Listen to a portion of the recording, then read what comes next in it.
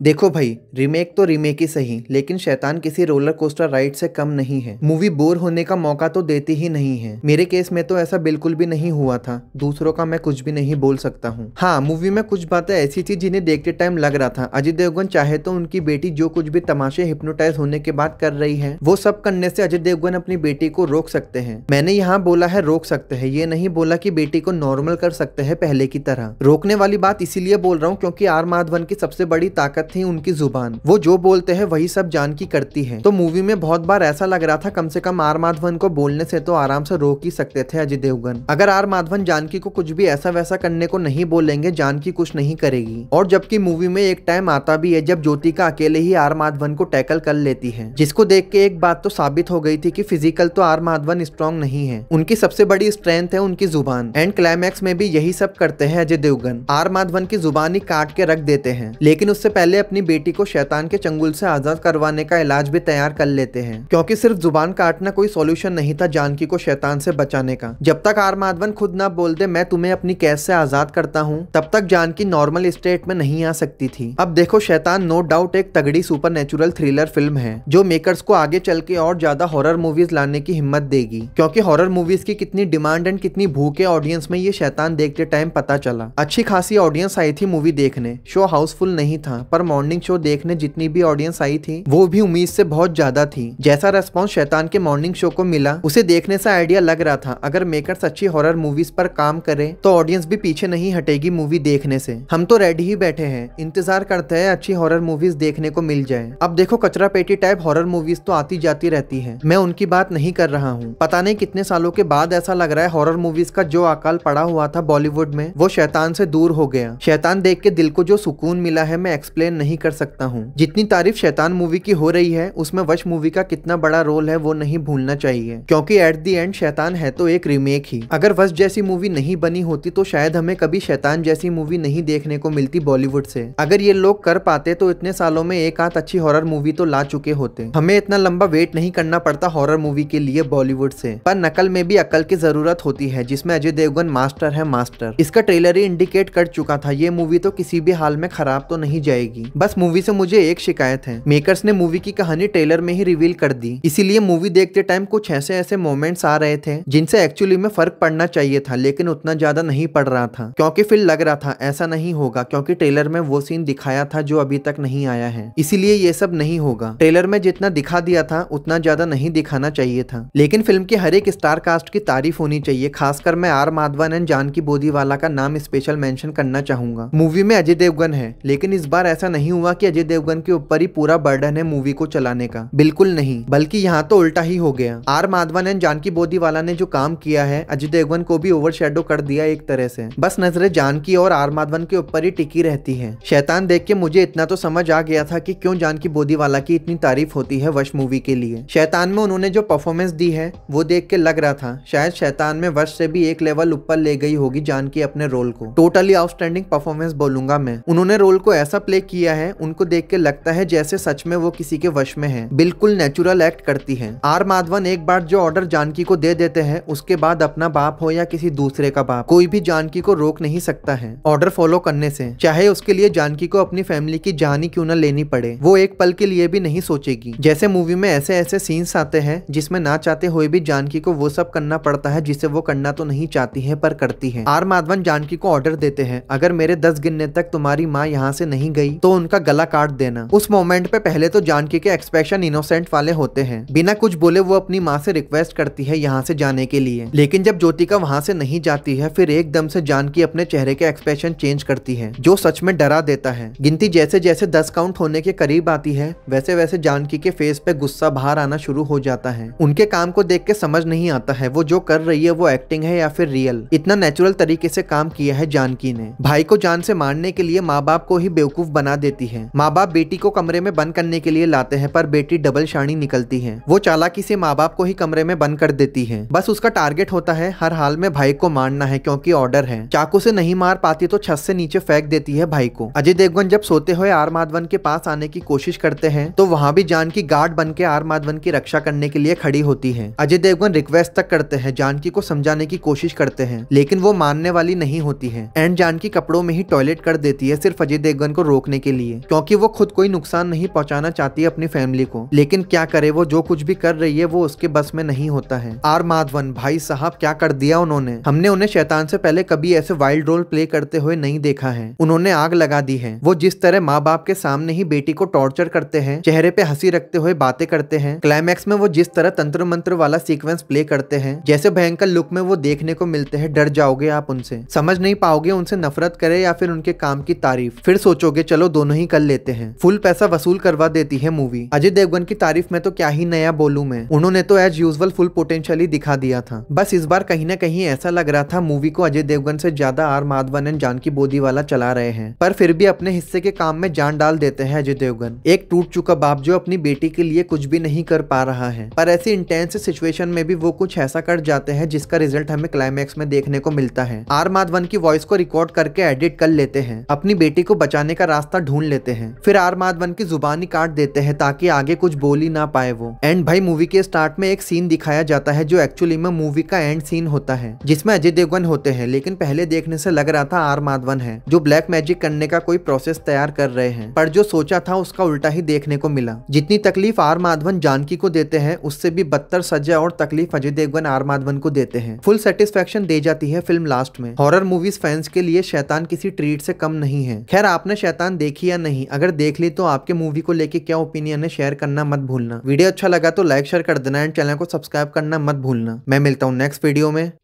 Bye. तुम्हें पता है कि तुम किसके सामने खड़े हो? मैं कौन हूं? मैं क्या कर सकता हूं?